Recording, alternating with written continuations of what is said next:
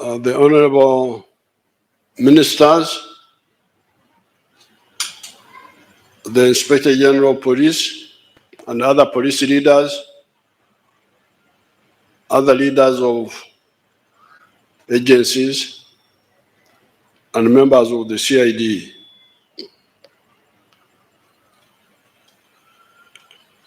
I used to be here near Kibuli, actually on this hill here.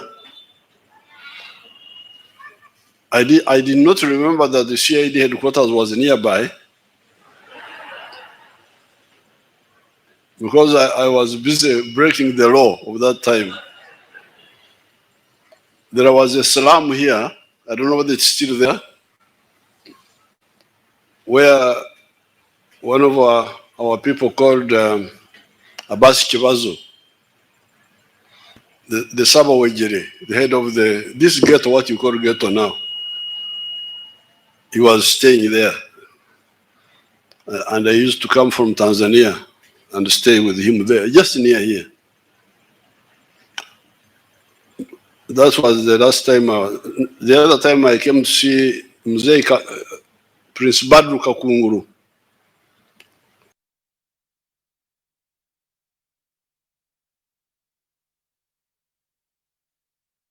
Where? Nearby. But otherwise, I don't think I have visited the police, the CID headquarters. Now, during that time, during Amin's time, I don't think the government was emphasizing the CID. Actually, the head of the CID had been killed. Hassan, the Indian, had been killed, and his deputy, there was another one called Festo Wawuyo, had been killed, and then the others were in exile, Kanyom Sai and others. So at that time, the CID was not being emphasized. I think they had shifted to Aritowiri in Naguru. There was something called Public Safety Unit or something like that.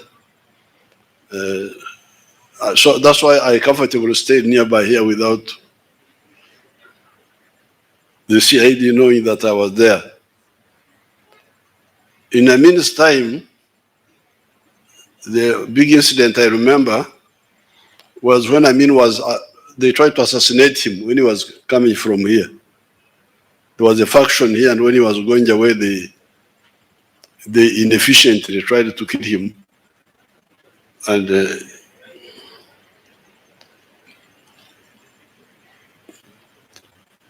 I want to thank Magambo for this effort of trying to make you belong to Uganda.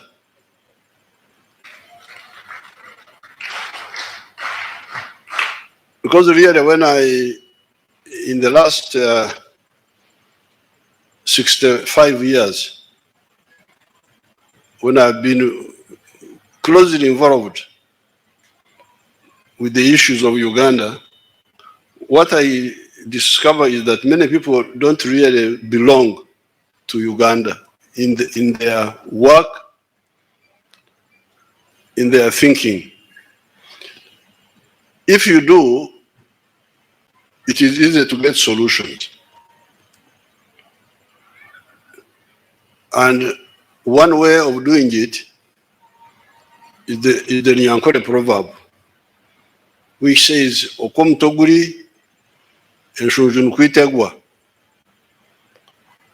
The hairstyle depends on the shape of the head. If you have got a big head, then the hairstyle will go accordingly. I think the English, they call it, you cut your coat according to your cloth. You cut your coat according to your cloth. If you really, General Tafuri here knows how we were able to fight a very strong enemy with nothing in the bush, but we were using what was available and using it carefully and profitably. And that's how we built up. So therefore, what I've been doing with the Magambo's group, the CIDs, when he brought them to me, I have been, first of all, mentioning to them what was happening before the British came here. Before the British came here, we had these kingdoms. We had one big kingdom of the Batwezi up to about 1400, when the whole of much of Uganda was united under the Batwezi. That's how you hear many of the Batwezi names in all these areas. Even Tanzania, even Congo, you find those Batwezi names there. If you hear names like Wamara, Wamara was a Mtwezi. Isimbwa, Kagoro, Ndahora, Ondaora. All those were Mulindwa. These are all were Batwezi names. Now, for some reason, that kingdom broke up about 1400. And then you had these small kingdoms, the ones we found here. Uganda, Nkore, Bunyoro, Rwanda, Karagwe, the ones of Tanzania. Now, those small kingdoms were inefficient and promoting war among us. And when the Europeans came, they picked them like grasshoppers. They defeated them. They tried to fight, but they were defeated because they were divided. Kawarega and Mwanga tried to unite late, when it was already late. And they were captured together and taken to exile. Now, so when the British took over, of course, that time, the economy was a pre-capitalist economy. An economy that was based on emyoga. This emyoga we talk about. That word emyoga, I lent it to you from your history. Emyoga means exactly specialization, especially the ones of, you had crops, people of crops, you had people of livestock, you had fishermen, then you had the other myoga, the blacksmith, the carpenters, if you want, blacksmiths are called abahesi, carpenters are ababaizi. This is Linyankore version, but you can put it in your own dialects. The ones who are making backcloth, they are called abakomaji. The ones who are making arrows and bows, they were called abatanaji. The ones who were operating on the lake, they were called abalimbi. Every mwoga had a specialization. And then they would exchange by barter trade. They were trying to use money, but money was not developed. They were trying to use cowrie shells from the ocean. That's why you hear of Nsimbi. Nsimbi means cowrie shells from the ocean, but it was not very widespread. Now, when the Europeans came, they are the ones who introduced, they first of all killed the indigenous handcrafts. blacksmith, what they replace them now with imported items. Then in agriculture, they try to kill the indigenous agriculture and instead introduce some of these, what they were calling cash crops. So in the 70 years, the British were here. They had created a small island of money economy. You can call it a small island of modernity. That's why in the 1960s, in the universities, were describing that economy as an enclave economy. Economy of a small island of modernity surrounded by a sea of backwardness. And by independence, 1962, the small island was comprised of what they were calling the 3 C's and the 3 T's. The 3 C's were cotton, copper, and coffee. The 3 T's were tobacco, tourism, and tea. I've been trying to challenge our people to give me the percentage of the people who were in the money economy in that small island. I've not succeeded very well, but somebody told me that by the census of 1969, the people in the money economy were only 4% of the population. The rest were outside the money economy. Then Idi Amin comes in. Now, that small island of economy of money was giving us some goods in the shops: salt, sugar, paraffin. Although the people in the villages didn't have much money, but at least they would buy those, what came to be called essential items, which were also contributing to the tax. But when Idi Amin came in, the small island was destroyed almost. The tea sector collapsed. The tourism collapsed. The tobacco was still limping on. The cotton collapsed. The copper collapsed. The coffee was still limping on. So that's how the NRM comes in. When it comes in, when the economy had, the small island economy had collapsed. And the economy was characterized by magendo, smuggling, what they were calling chibanda. Chibanda was foreign currency black market. And then what they were calling okusamula, speculation. That's how the economy was by 1986. So when you call yourself a public servant,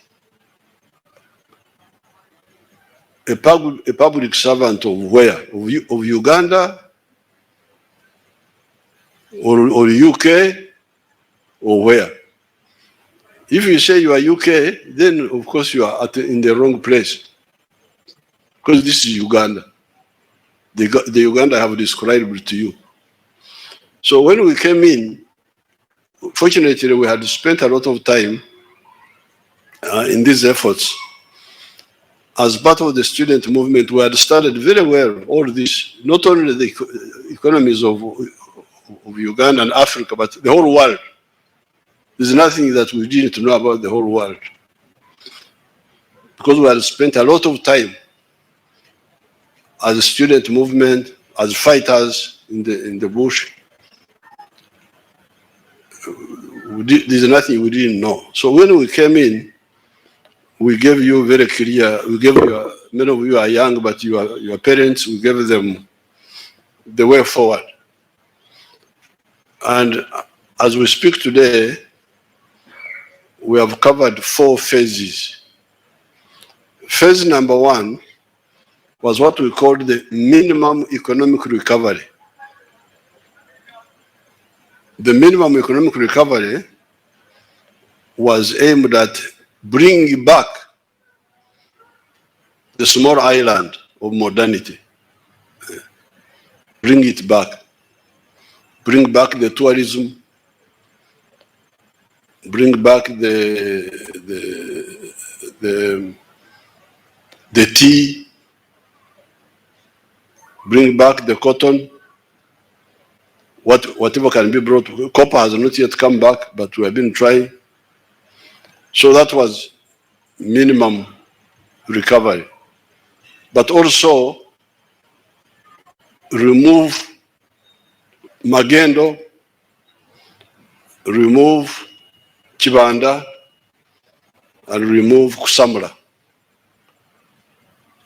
And we did it by a number of stimuli, a number of measures, including liberalization and also the allowing the shilling to find its level, to float the shilling, let the shilling instead of trying to fix the exchange rate artificially at some figure, we say no, let it find its market price. That's why you find the shilling sometimes goes up, sometimes comes down. That's how we defeated the Magendo and Kusamula and Chibanda. So that is phase 1, minimum economic recovery. Phase 2 was expand the small island, expand it, produce more coffee, more tea, after recovering more tea, more of all of that. And we have done that. You have seen how much coffee has expanded. It used to be 2 million bags. It is now 9 million bags. And we are aiming at 20 million bags. Then phase 3 was diversify the economy. Because the British had told your people that coffee was a cash crop. Cotton was a cash crop. Tobacco was a cash crop. But maize was not a cash crop. Maize was a food, was just food for eating. But we hear other people making money out of maize. In America, you hear people, like we had a president of America called Jimmy Carter. I don't know whether he's still alive. He was a groundnut grower. He was making money from groundnuts. Why would maize not be a cash crop? They couldn't tell you. And indeed, in the colonial times, these people are old, know that the packed maize flour, what they were calling maize meal, was coming from Kenya,